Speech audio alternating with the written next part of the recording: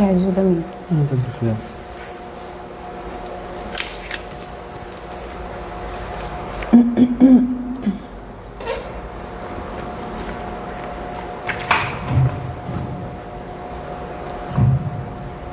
Boa tarde a todos. Sejam muito bem-vindos ao Grupo Espírita de Estudos Bezerra de Menezes. São 5 horas e vamos dar início à nossa reunião pública de hoje. Que a paz de Jesus esteja em nossos corações. Alguém vindo aqui pela primeira vez? Sejam bem-vindos. Lembrando a todos, por gentileza, para que verifiquem os celulares, para ver se eles estão desligados ou então no modo do avião, para que não haja nenhuma interferência no decorrer da palestra. E hoje teremos a nossa amiga Luciana Gomes, que falará sobre qual a tarefa dos pais. E o preparo de hoje é do livro Fonte Viva, pelo Espírito Emmanuel, por Francisco Cândido Xavier.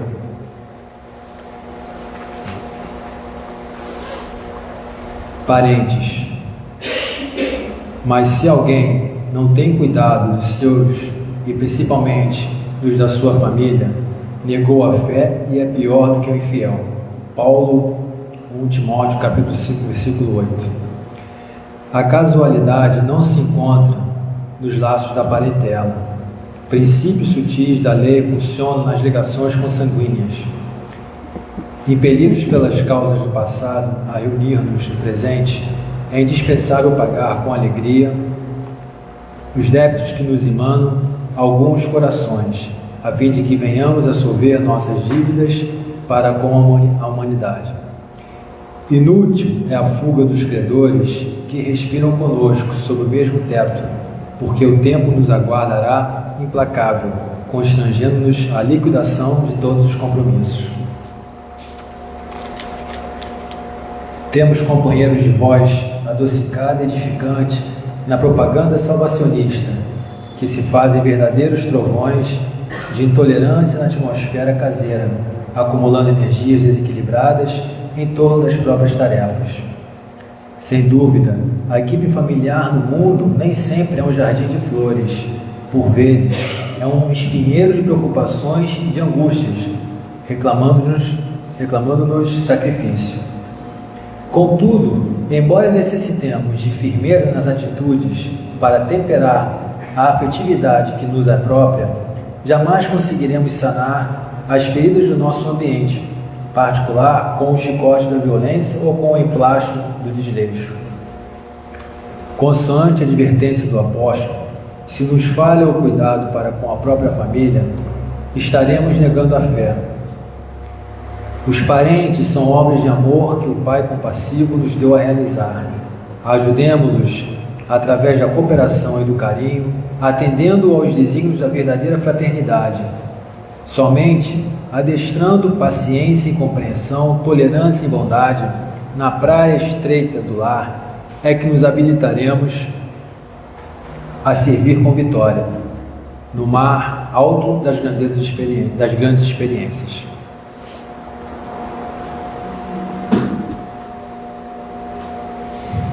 Então, irmãos, depois desse preparo, depois dessa harmonização, vamos sentir esse ambiente de amor, de fraternidade, de acolhimento, elevar os nossos pensamentos e agradecer ao Mestre Jesus por estarmos mais uma vez aqui reunidos nesta casa. Agradecer a espiritualidade que preparou esse ambiente para que esse trabalho pudesse proceder, que ela possa amparar e intuir a Luciana, que preparou esse tema para todos nós ouvirmos. Que Jesus nos abençoe hoje e sempre, que assim seja, graças a Deus. Deixa eu aumentar o teu volume.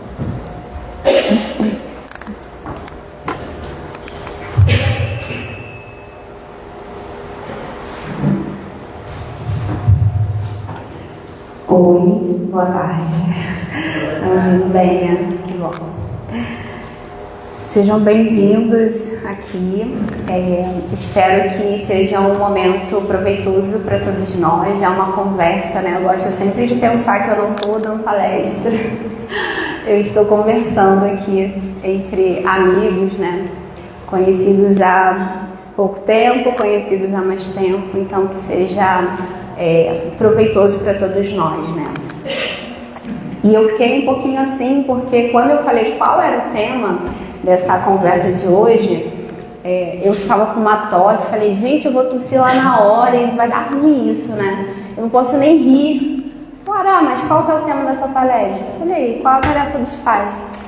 Ninguém vai rir com isso não. Eu falei, meu Deus, que terrível. Não, gente, vamos lá, relaxar na cadeira, soltar o corpo, porque pelo que eu estudei, assim, né, as reflexões que eu tive montando essa conversa, pode ser leve, pode ser gostoso, sabe?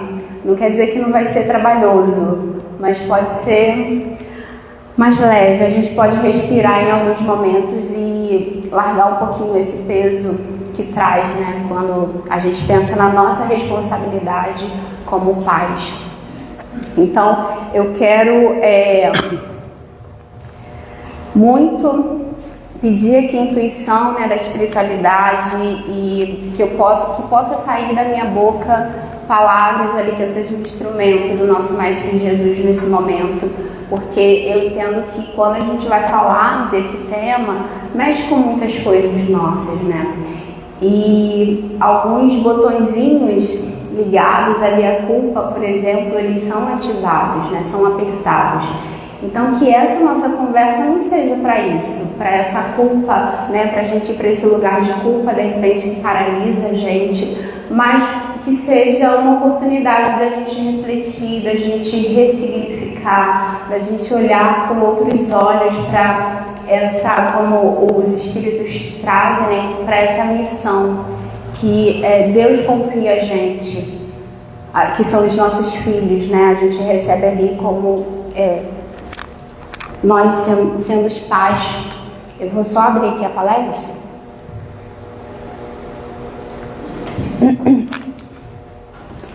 Então eu quero aqui começar alinhando algumas expectativas, né?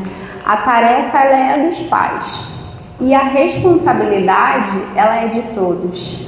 Então não importa se é o pai, se é a mãe, se é a avó, se é o avô, se é a tia, se é a amiga, se é o vizinho. Quando a gente está ali convivendo com uma criança, com um adolescente, com certeza a gente tem muito para contribuir com a caminhada deles, né? Então a gente tem uma responsabilidade também. Eu acho que é importante a gente ter essa consciência, porque como diz esse provérbio africano, a gente precisa de uma aldeia inteira para educar uma criança. E eu que em alguns momentos da minha infância e da minha adolescência ouvia assim, se ela quis ter filho, ela que se vire, o problema é dela. E eu cresci com isso na cabeça, né, para o momento em que eu fosse mãe. E eu vim lembrando hoje que a primeira vez que eu pedi aos meus pais para ficarem com a minha filha, hoje ela tem 4 anos, foi um sofrimento. Eu sofri, porque eu falei, meu Deus, o que vai ser, né? Porque eu tenho que dar conta. E eu queria pedir essa ajuda para eu trabalhar. Mas eu cresci, ouvi isso durante, né, a minha infância e adolescência, e isso me marcou. Não estavam falando de mim, estavam falando de outras pessoas, né, do vizinho, que seja. Mas isso, de certa forma, me marcou. E quando chegou o meu momento, isso pesou. E eu falei, como é que eu vou fazer isso, né? Vou pedir essa ajuda. Então eu sofri um pouquinho, mas eu precisava e eu pedi ajuda e eles me ajudaram prontamente. E depois disso foi mais tranquilo para mim, né? Porque eu pude refletir em cima do que estava acontecendo ali, do que eu estava sentindo. Então, assim, a responsabilidade é de todos nós, a partir do momento que a gente tem esse convívio ali mais perto, ou não, né? Mas se a gente consegue ter uma consciência de olhar para a infância, para olhar para a juventude, com esse olhar que eu vou propor aqui, né? Que eu vou trazer aqui para vocês a partir desses estudos. Bom, alinhando também que eu não vou trazer aqui respostas prontas. Ah, faz isso, faz aquilo. Não, eu entendo que isso não existe na verdade, né? Eu acredito que existe um caminho que a gente vai percorrer com muitos erros, com acertos também, mas é um caminho. E é um caminho que ele acaba sendo adequado a esse planeta que a gente vive. Um planeta lindo e que é um planeta de provas e expiações, ou reparações, né? Como a gente já ouviu aqui de uma das trabalhadoras da casa. Então a gente vai ter percalços, a gente vai ter obstáculos, mas tudo faz parte dessa caminhada e é importante a gente ter essa consciência. Pensar numa maternidade, numa paternidade em que tudo seja o mar calmo, é a gente querer o impossível. Porque é para mexer mesmo, hoje eu entendo que é para mexer mesmo. A partir do momento que chega uma criança numa família, é para mexer, e ela vai mexer. E é bom que a gente sinta isso, é bom que a gente não ignore, é bom que a gente olhe para isso, porque se está mexendo, porque precisa. Então, o que a gente vai precisar aprender com isso, né? Então eu vou conduzir essa conversa aqui no lugar de quem tem uma criança e que está tentando ali, se esforçando, né, não para ser uma mãe perfeita, embora na ilusão que às vezes bate, né, você tenta fazer alguma coisa ali, mas opa, não existe essa perfeição. E a ideia não é que seja perfeito, né? Porque se fosse assim, Deus não teria confiado a nós que estamos aqui nesse planeta, nessa condição, nenhuma das suas riquezas.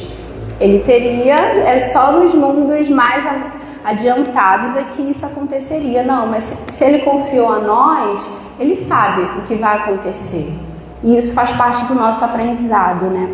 Então eu estou ali me esforçando para isso. E para ser uma mãe, eu fiquei pensando, para ser uma mãe que eu me propus lá no plano espiritual, quando estava ainda fazendo a programação, né? E aí você pode pensar, peraí, Luciana, como é que você sabe disso? Você tem informações privilegiadas? E eu vou te responder, não tenho.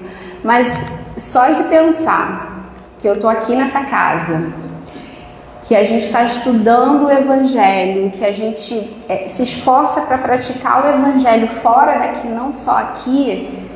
Então isso para mim faz sentido, né? Que eu tenha me programado para educar uma criança a partir disso, a partir da prática desse Evangelho. Ainda que uma prática meio torta, mas já é uma tentativa e que eu acredito que se cada um de nós conseguir enxergar isso, vai fazer diferença na nossa vida e na vida desses espíritos que foram confiados a nós, né? Então, eu lembro que um dia eu estava sentada ali no fundo e a gente estava fazendo a evangelioterapia e teve uma leitura de um trechinho do Evangelho que eu não consegui me lembrar, mas eu lembro que eu falei assim, olha, eu estou entendendo que eu estava grávida com barrigão, isso em 2019, foi antes da pandemia, e eu falei assim, olha, eu estou entendendo que essa criança, ela não é minha, e eu tenho que criar ela para o mundo. E isso ficou muito na minha mente, assim, ela não é minha, eu tenho que criar ela para o mundo. Hoje, né, 4 anos se passaram, 5 anos se passaram quase, contando o tempo que ela estava na barriga. Então, eu continuo pensando dessa forma, né, que esse criar ela para o mundo, ele é importante, mas ele ganhou um outro significado. Porque eu entendo que quando a gente está conversando assim, pensa em criar o filho para o mundo, a gente está falando desse ciclo, né? Que a gente educar, vai levar para a escola e essa criança vai depois entrar numa faculdade, que seja se formar. Então a gente pensa nos estudos pensa no trabalho, vai ser empregado em algum lugar, pensa que vai ser bem sucedido na sua profissão, vai ter uma profissão, depois vai casar, vai ter filho. Então a gente monta, assim, idealiza o que é esse criar o filho para o mundo, e ele vai aí desbravar o mundo. E eu fiquei pensando, ok, mas hoje isso ganha um outro significado para mim. Porque uma coisa é criar o filho para o mundo pensando que ele vai cumprir todo esse ciclo. Mas outra coisa é criar o filho para o mundo pensando que ele é um espírito imortal, que ele traz uma bagagem, assim como eu também trago, como cada um de nós trazemos. Pensando que nele também habita a centelha divina. Então, quando eu falo que eu tenho aqui o meu Deus interno que fala comigo, que me direciona, o filho também tem. Porque eu fico, às vezes me coloco no lugar que eu que sou esse Deus ali, mas ele também tem, e ele também recebe intuições, ele também faz parte disso, E que ele também está no seu processo de aperfeiçoamento. Não sou só eu, ele também está. Então ele está aí no caminho, ele está buscando esse aperfeiçoamento moral e encontrar o seu reino do céu, que a gente já conversou aqui outras vezes, na outra palestra, que não é esse lugar aqui que a gente pensa, vai para um outro país, ou vai ser feliz, encontrar essa felicidade material, mas é encontrar essa paz interior, Esse Deus que habita nele. Então ele também está nesse processo. E só tem um caminho para isso. E o caminho para isso é o amor. O amor, como Jesus veio e fala para a gente constantemente, mostra para a gente constantemente como é. Então eu trago aqui de novo essa pergunta, Qual a tarefa dos pais? Porque olhar para esse filho ou para essa filha, mas pensando que ele é essa riqueza de Deus, assim como nós somos, mas que foi confiada, isso muda tudo. Para mim tem mudado tudo. Para mim tem trazido, inclusive, como eu falei para vocês, não precisa ter esse peso todo da maternidade, Inclusive isso me faz pensar que a pressa que se tem, para que o filho seja assim ou seja assado, isso perde um pouquinho de sentido. Qual que é a pressa disso? Não tem pressa. É um espírito e ele é eterno, assim como eu. Isso aqui que ela está vivendo, eu estou colocando a minha filha, é um trechinho dessa caminhada que ela tem eterna. Então, como é que eu posso guiá-la? Como é que eu posso contribuir para que ela cumpra a missão dela? Não a missão dela nessa existência também, mas a missão dela enquanto espírito, assim como eu, assim como cada um tem a sua missão.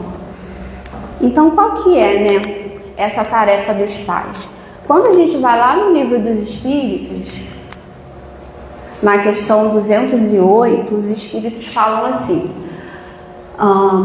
que os pais têm por missão desenvolver os de seus filhos pela educação. Então a gente tem por missão desenvolver os espíritos os nossos filhos, por meio da educação. Então educar uma criança seguindo ali Jesus não pode se limitar a levar ao centro, levar à igreja, ou ensinar o Pai Nosso, ou então a oração para o anjo da guarda, que eu fico tentando ali ensinar para minha filha e não está dando certo ainda não, gente, mas eu estou tentando. Um dia ela vai conseguir memorizar. Mas não é só isso, não é só isso. Porque uma coisa a gente está aqui no centro, aqui eu acho que as coisas são mais fáceis de serem contornadas. Uma coisa está lá fora. Lá fora, quando a criança, ela se joga no chão, na frente de todo mundo. Como é que a gente faz? Eu lembro que antes de estar grávida, eu já fui pesquisar, porque eu entendi que era birra o nome disso, e eu fui lá, meu Deus, como é que faz na birra? Quando eu fiquei grávida, eu falei, Meu Deus, já pensou se isso acontece comigo? Porque antes disso eu só ouvi os julgamentos. Não, criança, filho meu não faz isso não. Imagina se jogar no chão no mercado. Que isso? Eu ficava, meu Deus, se isso acontece comigo. Então eu já fui pesquisar, que era para eu me saber, né, lidar com aquilo, para vocês entenderem o medo de passar vergonha na frente dos outros, de não saber como educar o filho que eu teria. Então, como é que a gente faz, né? Educa o nosso filho nesse momento que ele tá lá estirado, gritando, esperneando, ou então no dia que a gente descobre que o nosso filho ele tá usando drogas. Como é que a gente faz quando a gente descobre, percebe que ele tá deprimido, que ele tá com ideias suicidas?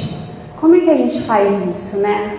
Que é a vida real lá fora que está acontecendo e cada vez mais.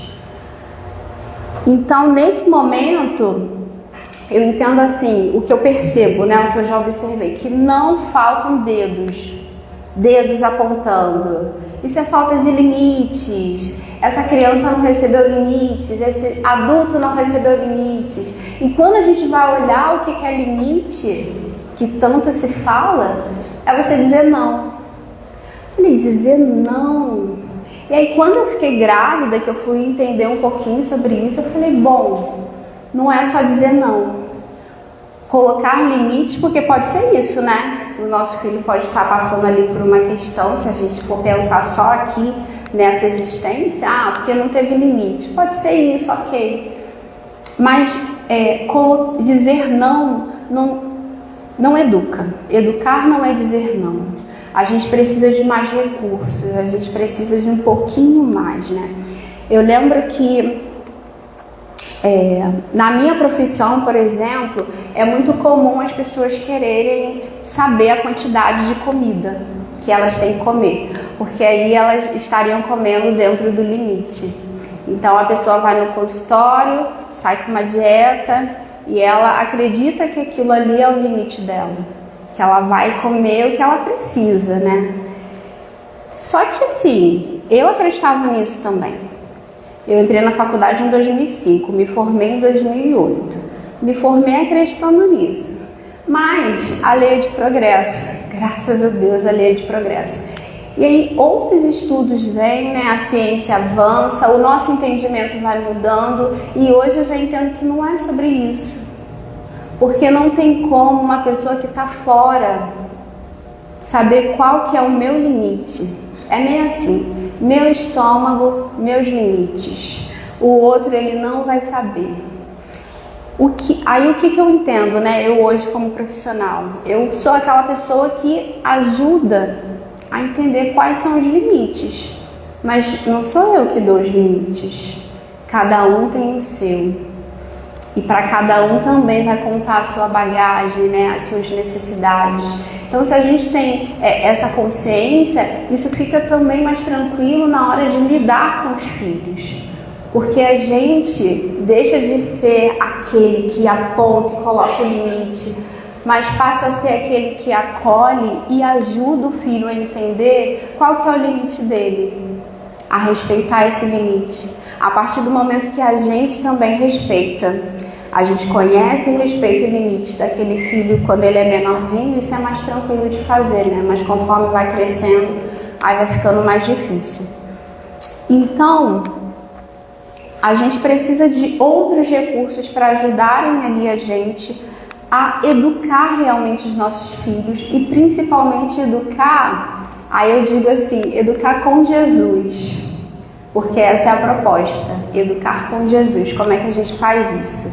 Porque se o não, ele não educa, imagina as outras formas de educação que fazem parte dessa educação que eu conheço. Que seria, por exemplo, o castigo, a punição. Então, uma educação baseada, o colocar limites ali, com chinelada, com ameaça, né? Levando ali, gerando uma culpa naquela criança ou no adolescente, vergonha, humilhação. Então, uma educação com autoritarismo. E isso é um problema, né? E isso perde o sentido para mim.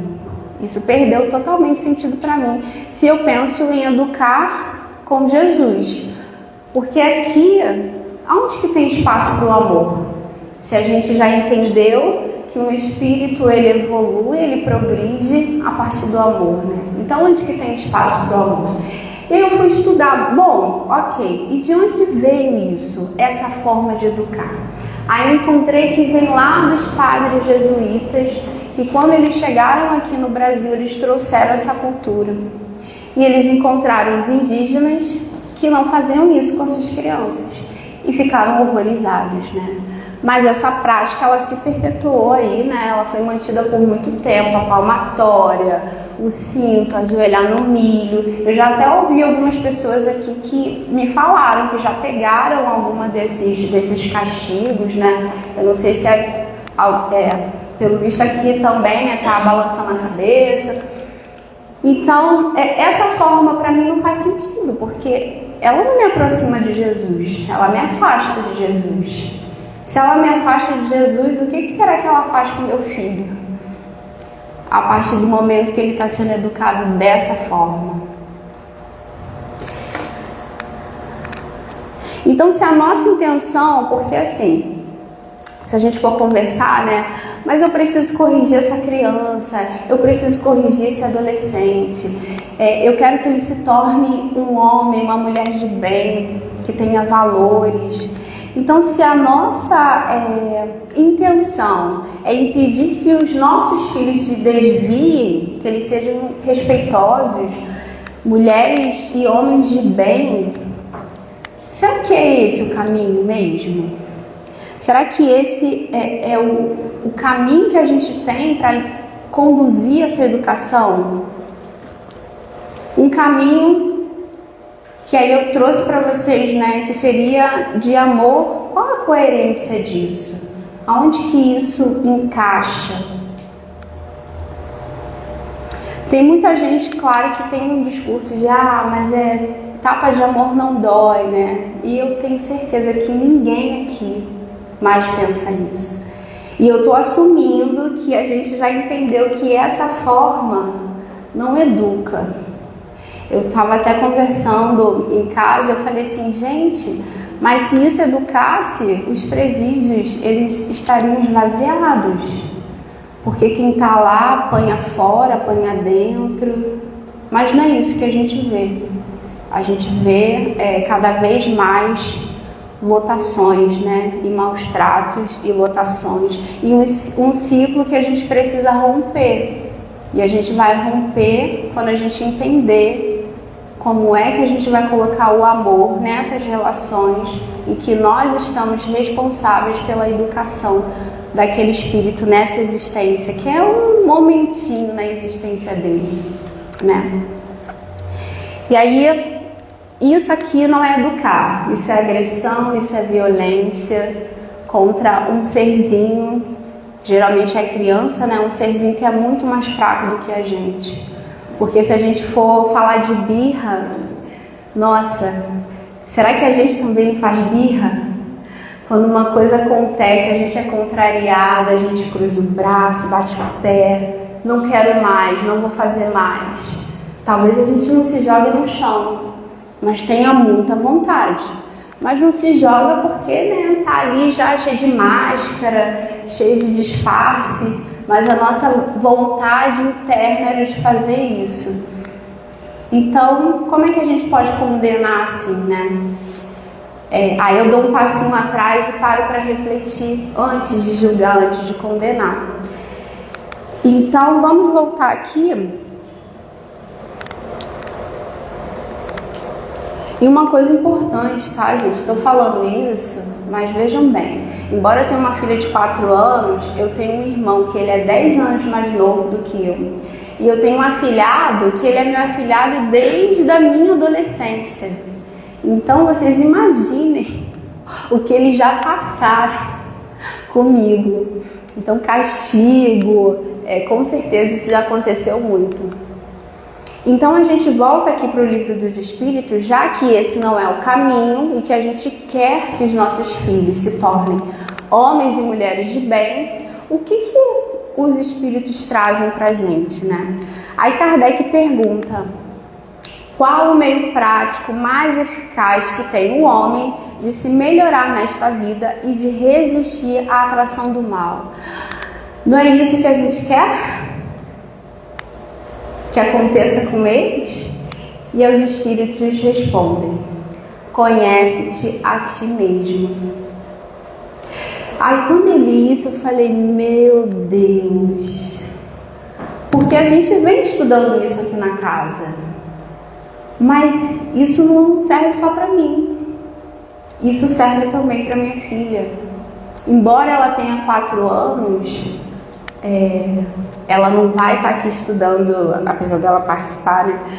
Estudando como a gente, tendo esse entendimento de agora que a gente está tendo, mas existem meios da gente ajudar a criança a se conhecer, a conhecer as suas emoções, a conhecer os seus sentimentos, para que ela consiga, ainda que novinha, se conhecer ali um pouquinho.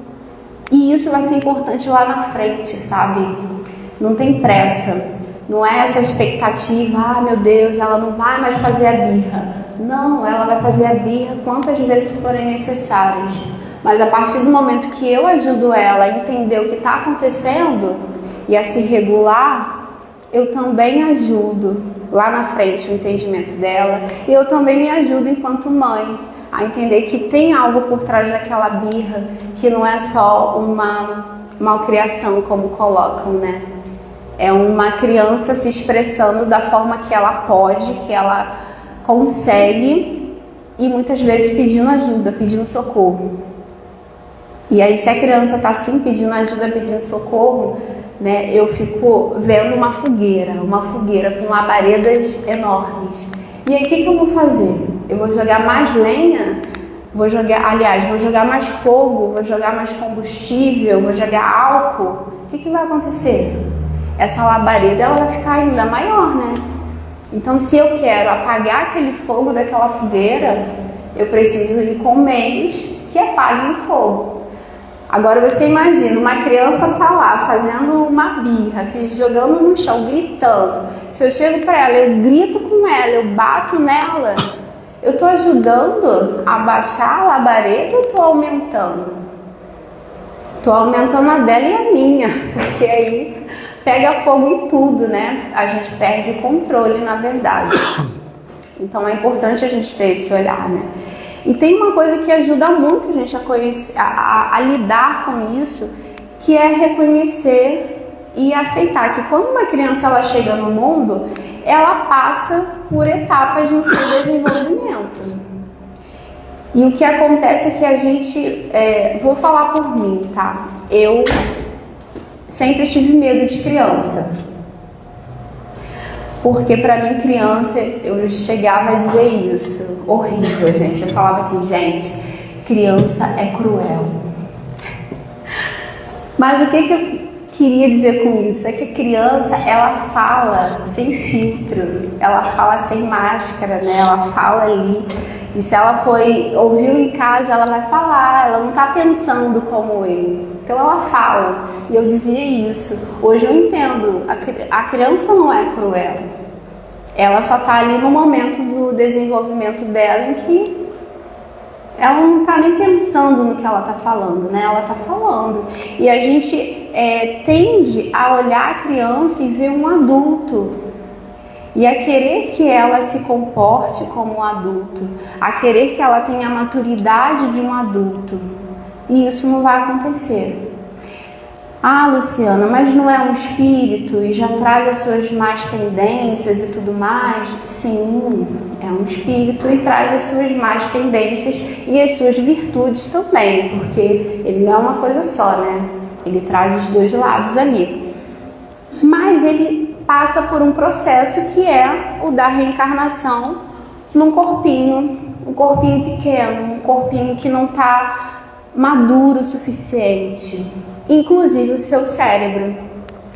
Então tem essa questão aqui do Livro dos Espíritos, que é a questão 380, que Kardec pergunta, né, se o espírito de uma criancinha pensa numa criancinha, pensa como criança ou como adulto. E aí os espíritos falam, não estando ainda nela desenvolvidos, não podem os órgãos da inteligência dar toda a intuição própria de um adulto ao espírito que o anima. Então, embora seja ali um espírito com toda a sua bagagem, ele não racionaliza como nós adultos já fazemos. E hoje a neurociência já traz, né, informações que o cérebro ele amadurece por volta dos 25 anos. Isso explica muita coisa, né? E para alguns isso às vezes passa um pouquinho. Por exemplo, a gente espera que a criança tenha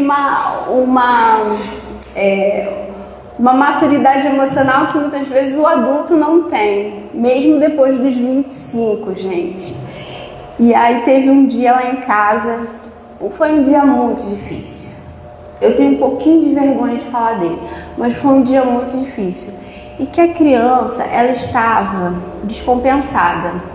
Depois eu cheguei à conclusão que não era a criança, era a mãe que estava descompensada. E aí a criança, foi um dia todo de choro. E finalzinho do dia eu falei, vou dar banho nessa criança. Falei, pra que isso, né? Não, tem que dar banho nessa criança.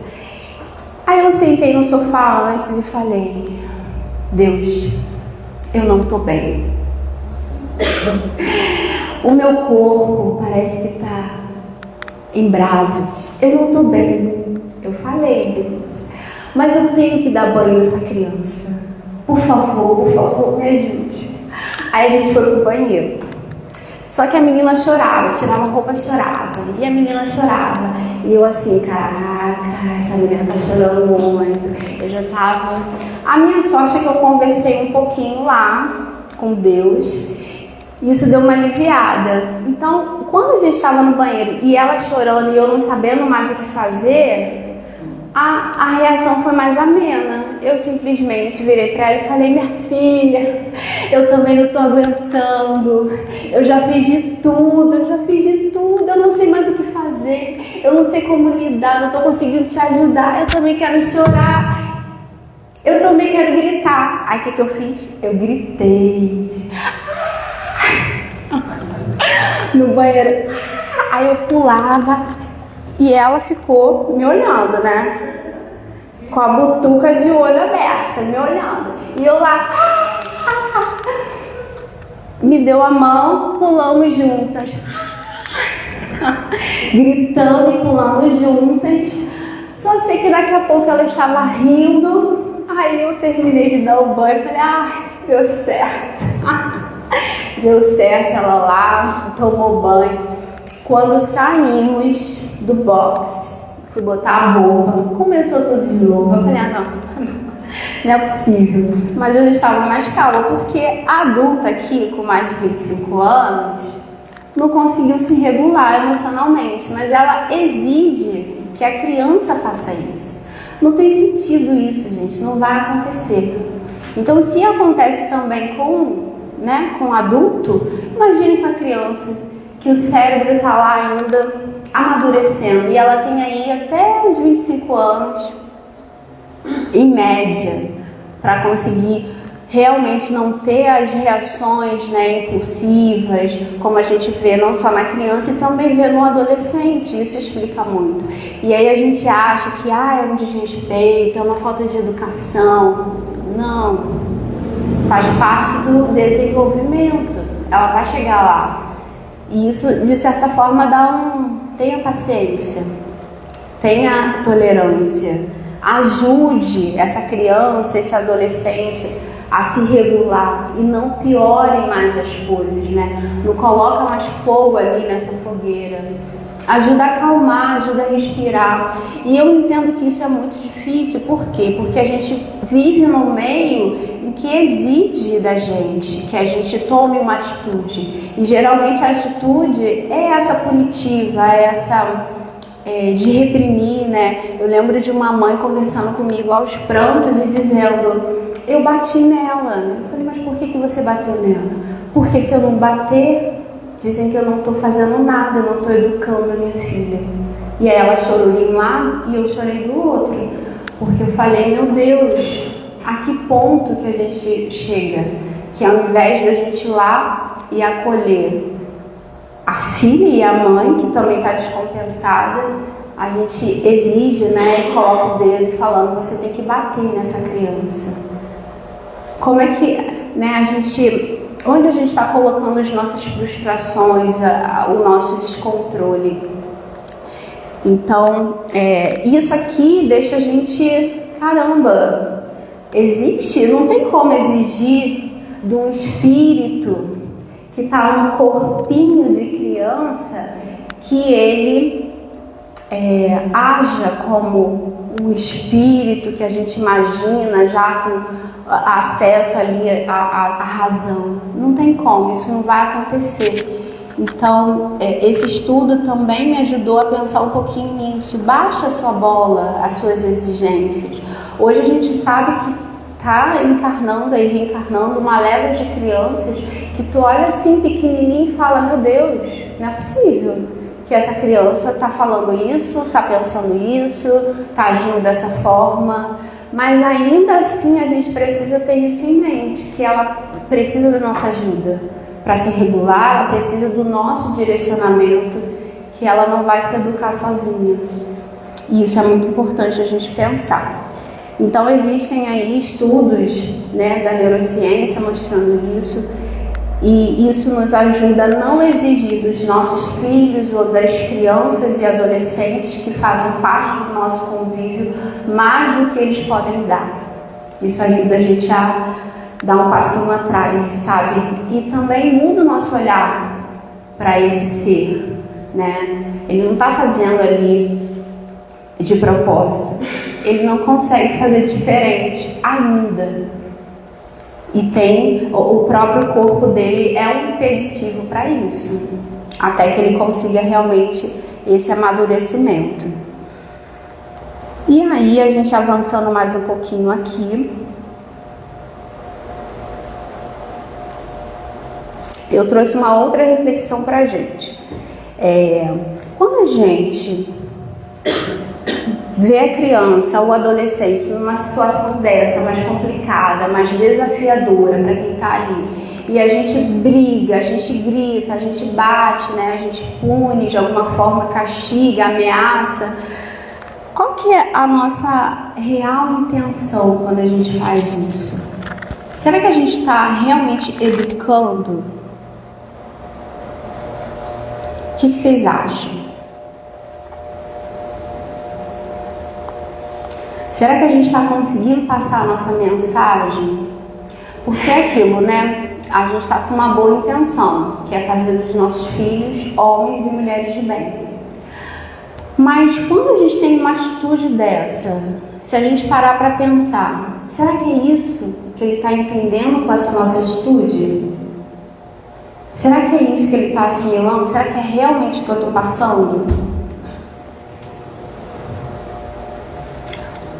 Não, né? Vai ser muito difícil isso acontecer.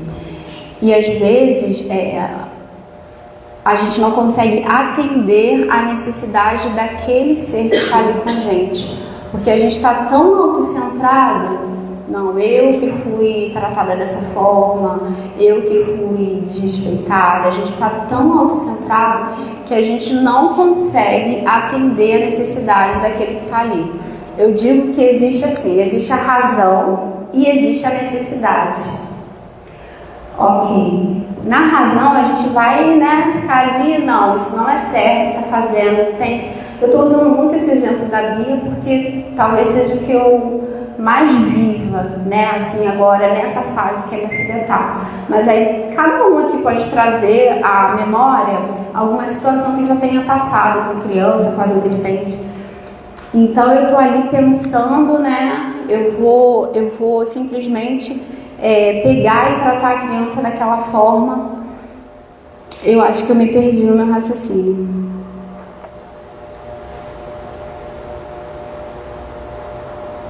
Lembrei. Então eu tô tão autocentrada, né, que eu fui desrespeitada, eu tenho que mostrar a minha autoridade, que eu não enxergo o que aquela criança e aquele adolescente está precisando de fato. Porque uma criança que grita, ela não está precisando, por exemplo, que alguém grite mais com ela. Ela está precisando de outra coisa. E a gente precisa entender qual que é a necessidade. Isso ainda não aconteceu, né? Mas em algum momento deve acontecer. Um adolescente que me xinga, vamos supor lá na frente, ele chegar e me xingar, se eu chego para ela e, meu Deus, já começa, né, a me descontrolar ali, eu não vou conseguir enxergar a real necessidade que veio por trás daquilo ali. E às vezes, eu até ouvi isso numa palestra, né? A gente vai precisar silenciar um momento. Silenciar, e não é passar a mão na cabeça, né? Silenciar seria respirar para encontrar qual a melhor forma de lidar. Porque se a gente vai no impulso, a gente vai agir igual o adolescente. E aí, quem é o adolescente, quem é o adulto? Às vezes eu fico assim com eles, quem é a criança, quem é o adulto, gente? Eu não sei nessa relação. Então a gente precisa diferenciar, porque a gente tem essa capacidade, né? E se perguntar o que realmente essa criança, esse adolescente está precisando nesse momento. Às vezes ele vai precisar do nosso silêncio, que a gente se afaste, até ele conseguir se acalmar. E aí a gente vai, chega e conversa de novo. Porque enquanto está acontecendo ali a confusão, não adianta falar. Não adianta mesmo. Então, qual que é a minha intenção quando eu tenho uma atitude com meu filho? É realmente educar? Ou eu estou descontando a minha frustração? Ou então eu estou ali me sentindo tão desrespeitada que eu preciso fazer aquilo para continuar sendo a mãe? Será que é isso que define? Ou será que essa minha atitude, ela foi tomada porque eu estou ali tentando mostrar para o outro que eu preciso corrigir, que eu sei corrigir o meu filho? E por que eu tenho que mostrar para o outro? E a necessidade daquele que está ali? É a última a ser pensada, né? É a última a ser pensada. Porque aí a gente pode ser julgado como essa daí não sabe dar limite para o seu filho. E isso pode bater aqui e ferir o nosso orgulho, né, de alguma forma. Teve um dia que ele chegou para mim, chegou em casa no final de semana, e eu tenho exemplo das situações, tá? Porque o que eu falo aqui eu já passei. Ou melhor, eu tenho passado.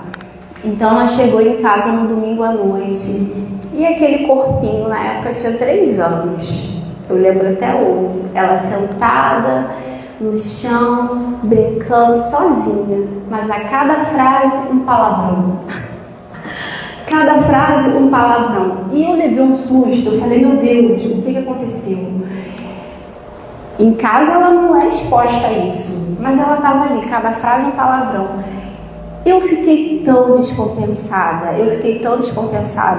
que eu comecei a brigar com o pai dela, e o pai dela começou a brigar com ela, e aquilo estava me causando uma irritação enorme, e eu falei, não está adiantando, está piorando, porque eu já tinha visto que nessa situação isso piora, né, você fica ali repetindo, não sei o quê. Aí eu falei, pelo amor de Deus. Aí eu fui pro quarto, não queria ver ninguém, não queria ver nem criança, não queria ver ninguém. Fiquei lá, falei, caraca, que agora? Olha o meu pensamento. Já pensou se ela chega no Bezerra, encontra a Maria Lima, encontra a Luzia e fala um palavrão para elas? Gente, o que vão pensar de mim? Olha só. A gente vai rir, né? Olha só o que vão pensar de mim. Quando eu me toquei disso, falei, te peguei. Você não está preocupada com a criança. Você está preocupada com a sua imagem, o que vão pensar de você, a imagem de mãe, que sabe ali, né? Tem a filha que não fala palavrão. Aí nessa hora eu fui dormir, falei, não, amanhã eu penso nisso. Aí fiz a minha prece, né? Falei, Deus, rezei pro anjo da guarda. Olha, anjo da guarda de Elis, me ajuda nessa daqui. Aí tá, passou, né? No dia seguinte, ela acordou. Gente, a menina só falou mais um palavrão. Aí eu olhei assim, ela não falou mais, até hoje. Então, assim, qual que era a necessidade daquela criança? Eu não estava atendendo, porque eu estava pensando em mim. O que a Maria Lina, Luzia, Marinéia, Regina iam falar de mim? Imagina ela chegando aqui, soltando um palavrão. Mas aí eu respirei, porque eu caí em mim e falei, nossa, você não está pensando em você não, querida. Você está pensando... Aliás, eu estava pensando na criança, você está pensando em você. E foi uma grande lição para mim, sabe? Foi uma grande lição de como não fazer e o que fazer, né? Porque quando a gente entende que a gente está nessa caminhada com os nossos filhos, que eles são espíritos que trazem as suas questões, a gente também precisa aprender a confiar que o que a gente está fazendo é o melhor naquele momento e confiar que a gente não está sozinho nessa jornada, né? Porque se a gente se imagina sozinho é muito mais difícil.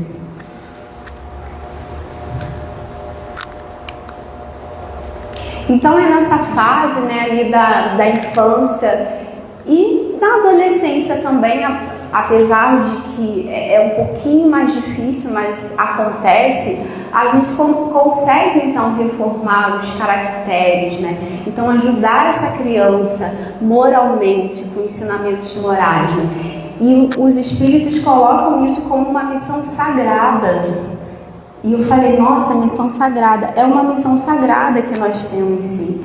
E ela vai acontecer a partir do momento que a gente consegue observar os nossos filhos e entender o que eles estão passando, entender um pouquinho da personalidade deles.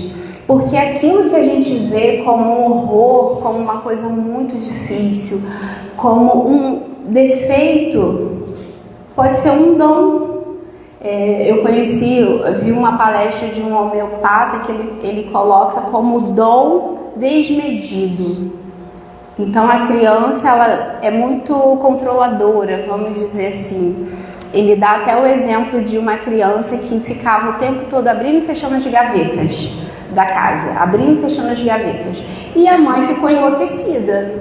Só que ele falou, isso é um dom, só que é um dom desmedido. E a gente precisa fazer um trabalho para se tornar um dom na medida. Eu achei isso tão lindo, porque se a gente observar de perto o que a gente entende como um problema para os nossos filhos, se a gente consegue observar isso sem o olhar julgador, sem o olhar de quem precisa, né, corrigir, reprimir, mas o olhar de, opa, tem essa questão aqui. A gente consegue conhecer um pouquinho melhor os nossos filhos e direcionar, ajudar eles a gerenciar essa questão. Aí ele falou que depois, né, essa criança que ele acompanhou por um tempo cresceu e se tornou a pessoa que controla as válvulas na Petrobras. Então, o dom desmedido se tornou um dom na medida, a ponto dele usar na profissão dele com sabedoria, né? Com acurácia ali. E eu acho interessante se a gente consegue olhar para os nossos filhos dessa forma. E aí vem essa pergunta, né? O que a gente está ensinando de fato quando a gente está ali passando por um momento desafiador em que o filho...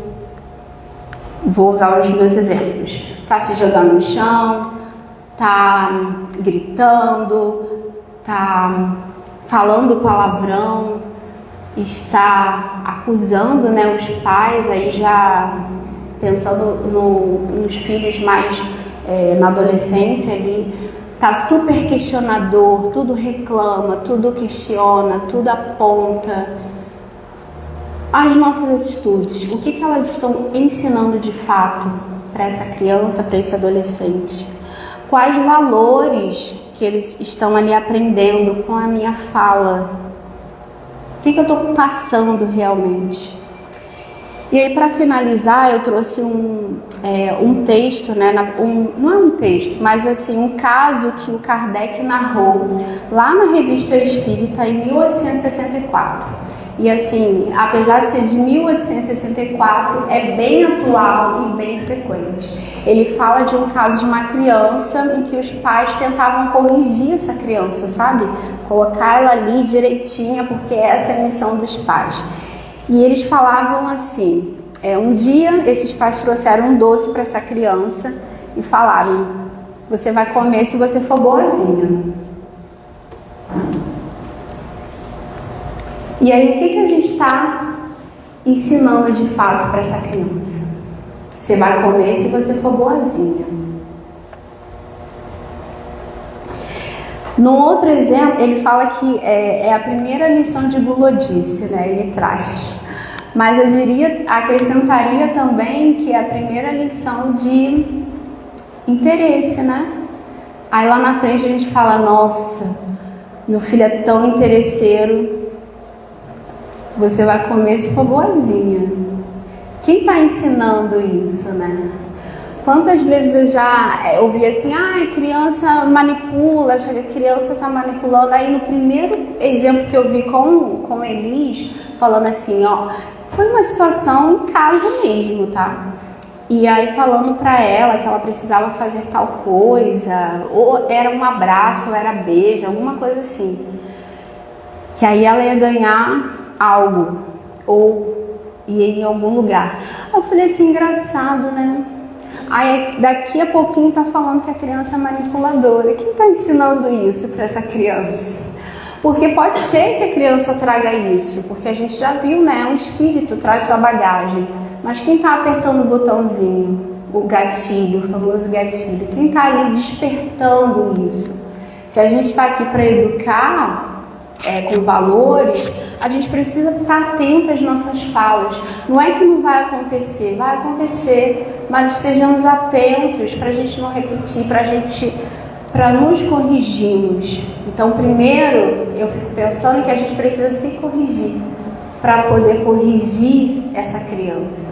Porque não adianta nada a gente, com a nossa fala, ficar ali induzindo, como Kardec fala, ao egoísmo, né? Que muitas vezes ele é alimentado pelos próprios hábitos da educação, e querer que a nossa criança, o nosso filho, não seja egoísta. Ele vai ser egoísta. A gente precisa saber se a gente vai estimular, botar mais fogo nessa fogueira, ou se a gente vai lhe acalmar, para que ela entenda isso e ela se veja, reconheça o seu valor nesse mundo, nesse universo, e se reconheça como parte dele, e não ele girando ali em torno do seu umbigo, mas como parte importante, mas uma parte que precisa colaborar com todas as outras. Então, será que a gente está educando dessa forma? E aí ele trouxe um outro exemplo, né, um outro caso, que os pais queriam passar uma lição de generosidade. Então eles falaram assim para a criança: dá essa fruta ou esse brinquedo para outra criança. Mas como a criança recusou, eles falaram: olha, eu vou te dar outro. Você dá e eu te dou outro. O que está sendo ensinado para essa criança? É a generosidade realmente? Está sendo estimulado nela o prazer, né, o gosto de dar? Não, o de ganhar, porque ela vai dar, mas ela vai ganhar outro, né? Então, o que a gente está ensinando, o que a gente está passando ali com as nossas atitudes? E aí, já são as 18 horas, né? Ele fala assim, que é preciso para um espírito ele resistir a tudo isso, é preciso ele ter uma natureza excepcionalmente boa para ele resistir a essas influências. E as influências começam em casa. Mas será que a gente está lidando com esses espíritos excepcionalmente bons? Nós somos esses espíritos. Então por aí a gente já vai vendo que não é bem assim. Então a gente não tem como filho eu não vou generalizar, tá, gente? De repente vai que... Mas a gente não tem. Então a gente não pode contar com isso, né? Que ele resista às nossas próprias influências que desviam ele do caminho, ainda que a gente esteja tentando colocá-lo. Então que a gente observe isso. E aí Kardec traz algo muito forte assim para mim, que eu falei, meu Deus, ele fala assim: sendo os primeiros médicos da alma de seus filhos, os pais deveriam ser instruídos, não só de seus deveres, mas dos meios de cumpri-los. Então ele fala que nós somos os primeiros médicos da alma dos nossos filhos.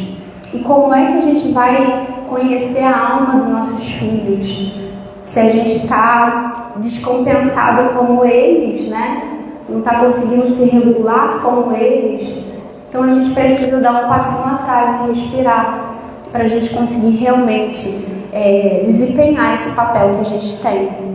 Então, quando ele fala que a gente precisa não só saber ali os nossos deveres, mas como cumpri-los, aí eu entendi, falei, tá. Então é por isso que a gente está aqui em pleno sábado conversando sobre esse assunto. Não para ter uma receita de bolo, mas para a gente começar a despertar esse olhar. E se a gente, se ainda não é pai, não é mãe, mas tem uma criança no seu convívio,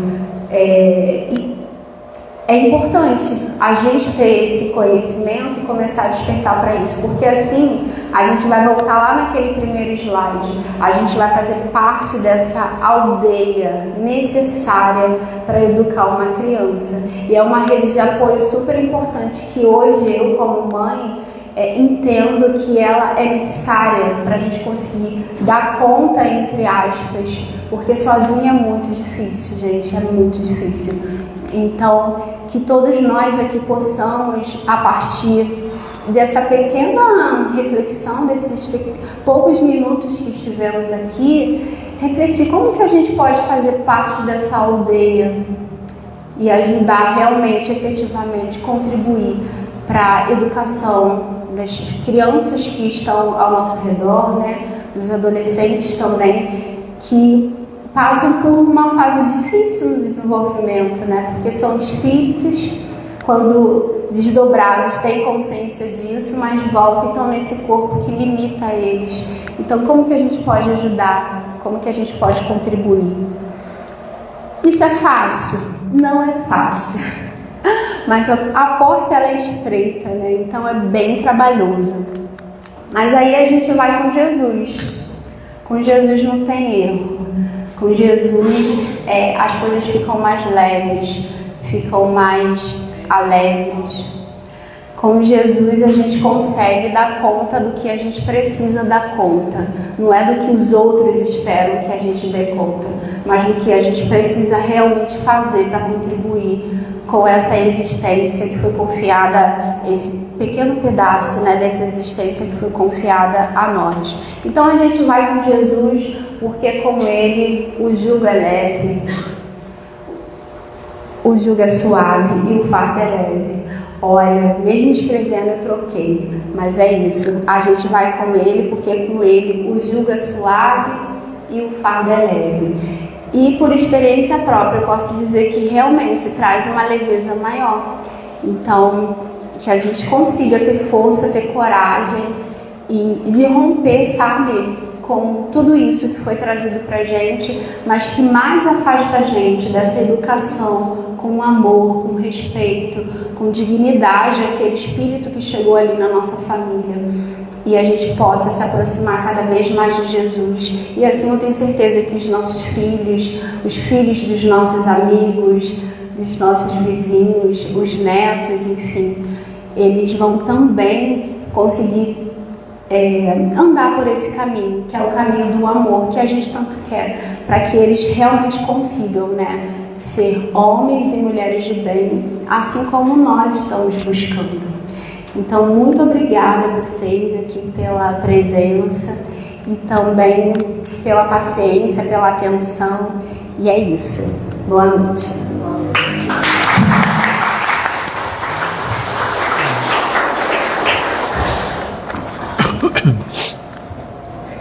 E vamos agradecer a Luana pelo estudo, pela preparou para todos nós, né? E vamos passar agora para o momento do passe, para depois fazermos a prece final, depois os avisos e o sorteio dos livros. Então peço por gentileza que permaneçam em seus lugares e que os passistas possam se posicionar para darmos início ao trabalho de passe.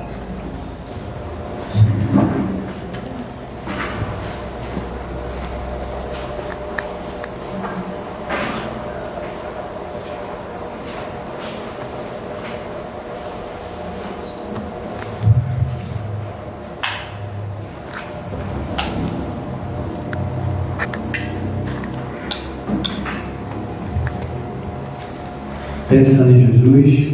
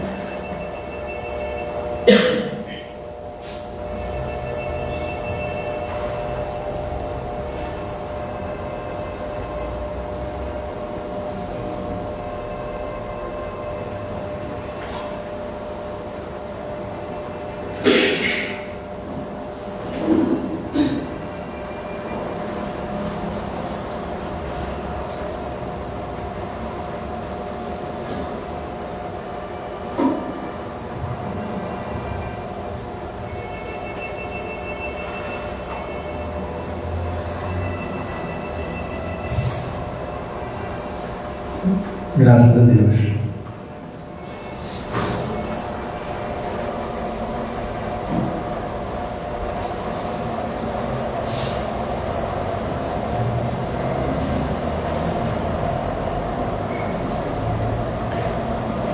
Então, irmãos, vamos mantermos os nossos pensamentos elevados e agradecer mais uma vez ao Mestre Jesus por esse dia, por essa tarde, por este estudo. Vamos vibrar também positivamente para os nomes que foram colocados nas caixas de prece, para aqueles irmãos desencarnados e encarnados, e que possamos voltar para os nossos lares, melhores do que chegamos. Vamos refletir no que foi falado aqui, esse assunto de muita importância para todos nós, que é sobre a educação, que é sobre o futuro do nosso país, do nosso planeta. Que possamos levar essas energias positivas para aqueles que não puderam estar aqui conosco, para os lares,